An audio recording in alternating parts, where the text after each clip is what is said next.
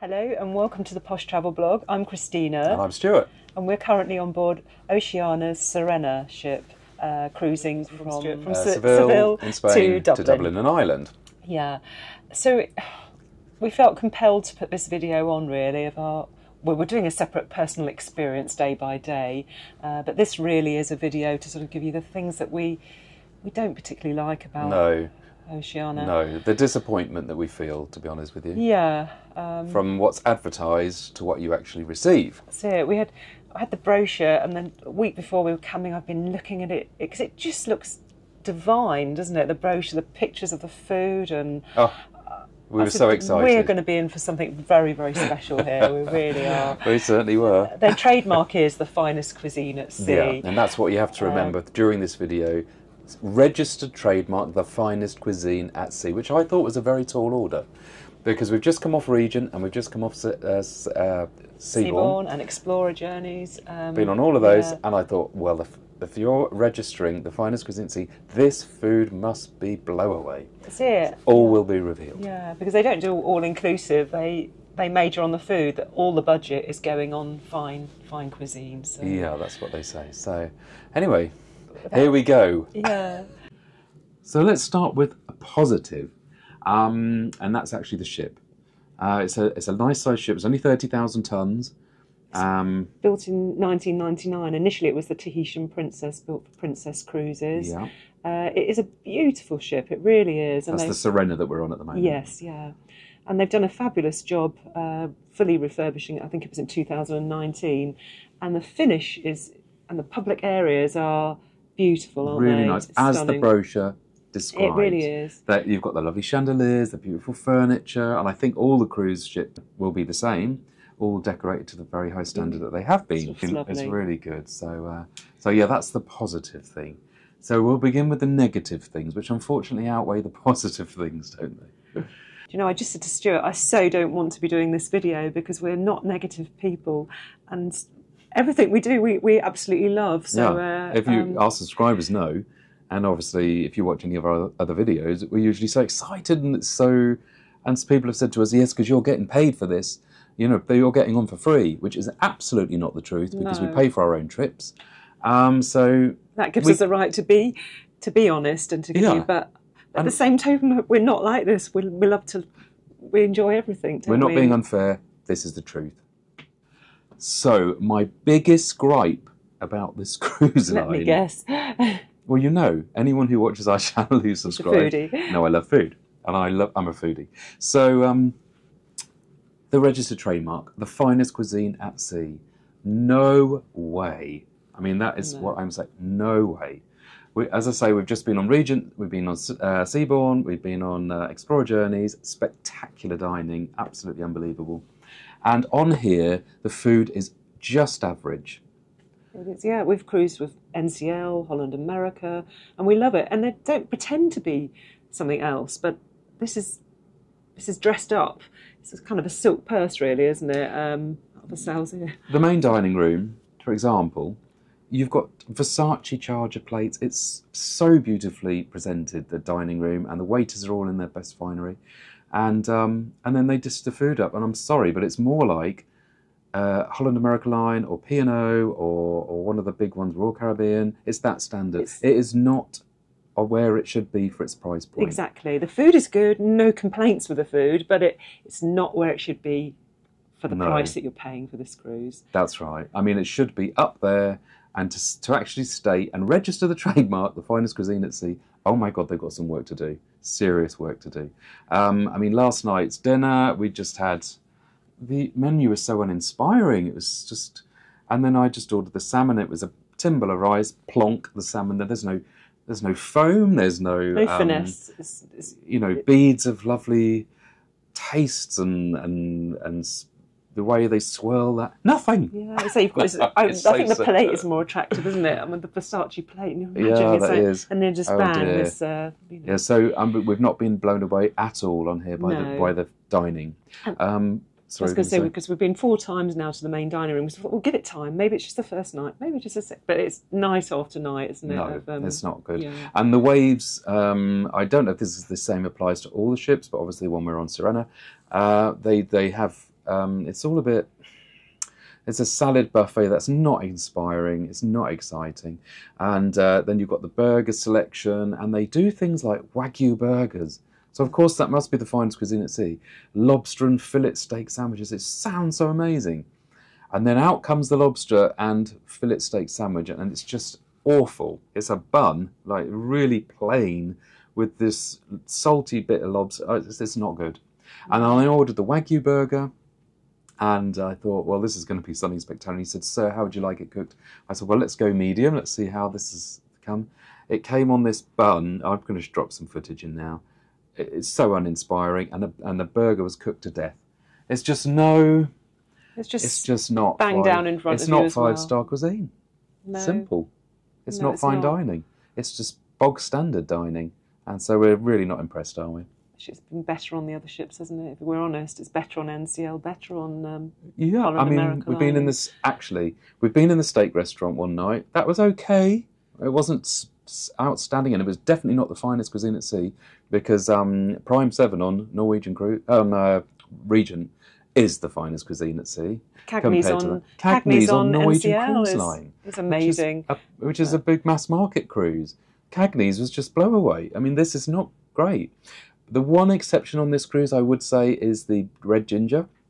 The Asian fusion restaurant. Yeah, the food was very good in there. Service is just incredible. It's like you're on a different ship. It is where it should be, isn't it? It's we're going there again tonight. And funnily enough, the girl in charge of the restaurant, called Princess, has been shipped from Regent Seven Seas to here, and she delivers like you get on Regent Seven Seas. Yeah. And we met the chef, and the food is so good on here for that. So, so that's been the saving grace, to be honest with you. Similar to Pacific Rim, isn't it, on Regent? There's certain dishes that are up there, but Pacific Rim still wins, and this is the finest cuisine at sea. I keep banging on about that, and it is not. So this is my biggest gripe, our biggest gripe, and we've tried, and we're halfway through the cruise. We've been to the main dining room, we've been to all the specialities, and there's no way that this is the finest cuisine at sea. I agree. Sorry. So over to me now. The second sort of gripe is the drinks and the cost of the drinks. As I say, we are going to be putting on a separate video of the drinks package to give you an idea of the prices of drinks on board. But just very quickly, the first day we got on board, after our dreadful embarkation, we were in the grill and we ordered a bottle of wine. We decided not to go for any drinks packages, that we'd just pay as we went along. We didn't think we'd actually consume that much alcohol for what they're charging for the all-inclusive supplement. So we just ordered a bottle of rosé wine, nothing special, just what's included on the all-inclusive. But by the time you'd added on the tax and the gratuities to the bottle of wine, it was over 60 euros, wasn't it? $65. Dollars, sorry, not euros, $65 for this bottle of rosé wine. And then by the glass, I think it's $11 a glass. Oh, anyway, we'll go into great detail with the other video. Very expensive. So we ended up paying for the premium upgrade. Just for a whiskey you had, didn't you, on the first night? Before we paid for this premium upgrade, because most people who book this cruise, they book in advance and they get this package included, which gives you wine at dinner by the glass. But doesn't give you spirits and doesn't give you all the inclusive bar drinks. So they then offer you this on top, which is $39 US on top. So actually we ended up, because we didn't even have the basic package, so we had to pay $69 US. But most people on here would have already got the basic package. So to top up, they have to pay $39 a day. So I thought, I don't know how much we're going to drink. We'll go and price it up. So I went up to the bar, and we like whiskey, as our subscribers know, people who follow us. And so I thought, well, how much? I quite like a Macallan whiskey before dinner. So a single measure of Macallan whiskey with the tax and with the gratuities and everything included was $22 for a single, $44 for a double whiskey, which was absolutely, I couldn't believe it. We could nearly buy a bottle for that. So I said to Christina, well, we're more than likely are going to have one drink before dinner, a double, and we're going to have wine with dinner, and then we're going to have maybe a drink in the theatre or something afterwards. So we spoke to your dad, and he said, yeah, let's do it. So we paid $69 each per day. Which is high, isn't it? It's a high supplement. It's high, but not as high as... No, you'd only have to have a couple of drinks a day, and you've it's so... I think I read somewhere, this is the most profitable cruise line at sea. I can believe it. And they're pretty stingy as well. You sit waiting for a drink for ages, don't you? It takes forever to get a drink. Yeah, leading on, we're going back to the dining room. So they've got the weirdest way of serving wine at the dining room. So most people are on the package. So you get the wine by the glass. So there's there's a clear list of everything you can choose. There's 2 sommeliers in the whole dining room, and 1 sommelier's on one half and 1 sommelier's on the other half. You cannot order wine from your waiter. You have to wait for the sommelier to turn up, and she's a lovely lady. So we usually go to dinner in the main dining room and sit there for... Well, our meals will usually arrive before we even have a glass. 20 minutes. Yeah. And 20. it's the all-inclusive package, so those bottles of wine are open, so why if the waiter can't... Tempting to go up to the bucket myself really and get it out, but it's ridiculous. But yeah, you wait half an hour just to get a glass of wine. It's ridiculous. We're not used to that, you know. And the same yesterday, my dad was up to the swimming pool area and said, "Oh, can we just have an orange juice for Joan?" And the barman said, "No, I'm the barman. I only serve alcohol." So Dad said, "Oh, so if I have a vodka and orange, you can do it." He said, "Yes, I can do a vodka and orange for you, but not an orange juice. You'll have to wait for one of the waiters to come in." So he waited an age for that. It's crazy. It's irritating and it's unnecessary, isn't it? I don't get it. And then one more example. There's a bar. There's a martini bar, which is really nicely done, but it's quite small and always packed, so you can't get in there unless you get there probably at 3 in the afternoon. So we go to the bar, which is called the Grand Bar, where the main dining room used to. This ship's, there's an Azamara cruise we've been on, which is an identical ship, and that always used to be a buzzing hub. But on here, it's a bit of a dead place where people just wait for a table. Anyway, it's the only place we can get a seat. So we go there, and there's no waiter. So Christina sits there I went to get her dad and whatever, and she waited about 10, 15 minutes, and no one served her. So then when I got back, I went to the bar and said, "Are we going to get any service?" He said, "Oh, no, I'm on my own." I said, "Well, where's the waiter?" "Oh, he might come later." Right. I said, "So can we order some drinks?" Well, he's busy doing the drinks for the dining room. And he said, "Yeah, what would you like?" So I said what we wanted, the 4 drinks. And then we sat down back at the table, and he wasn't busy at this point. He'd finished our drinks. He plonked them on the bar in a line and just left them there. Didn't tell us they were ready and then you just go up and get them. So another 5 minutes goes by, and are they our drinks up on the bar? So up I go, and I said, "The drinks, are they ready?" And he said, "Oh yeah, these are yours." "Well, surely you'd bring them over." "No, only the waiter brings them over. I just make them." And I'm just like, well, this ship has got a serious problem. They've all been told you've got to do this, you've got to do that, and you've got to do that, and they will not think outside the box. It's just so... No, you think, and then there's other people standing around doing nothing. You think you'd all muck in and work as a team, but it makes you angry, seriously adrift, isn't it? It makes you angry, because we sat there and that sort of set us off on the wrong foot. Then I was just like, this is just a joke, So. And yet last night we were lucky enough to get in the martini bar, and that was a different experience altogether. Yeah. It was wonderful. Well, we went later because everybody obviously goes earlier because they want to get into dinner earlier to get to the show. So we thought, we'll forfeit the show, and we'll just go and have a drink in the martini. We managed to get in, and like you say, it was lovely, and we had lovely cocktails, and the service was very good. But there's a problem in the bar by the grand dining room. It's just a washout, really. And going back to sort of people doing their designated jobs, even in the grill during the day and in the buffet restaurant, it's the same principle that the waiter cannot serve you. He can serve you water, but he can't serve you wine. You have to wait for the sommelier to come round. So you're constantly... You've never really got the drink with the meal when you want it, have you? It's not 5-star service. And if you lay around the pool, it's an age to get a drink. It's just you wait there. You have to go to the bar, don't you? Really. And you shouldn't have to go. You're in 5-star luxury, finest cuisine at sea, up there with Seabourn region, all the luxury ones. There's no way you should be waiting for a drink or going up to the bar and getting your own drink. You're paying good money for this.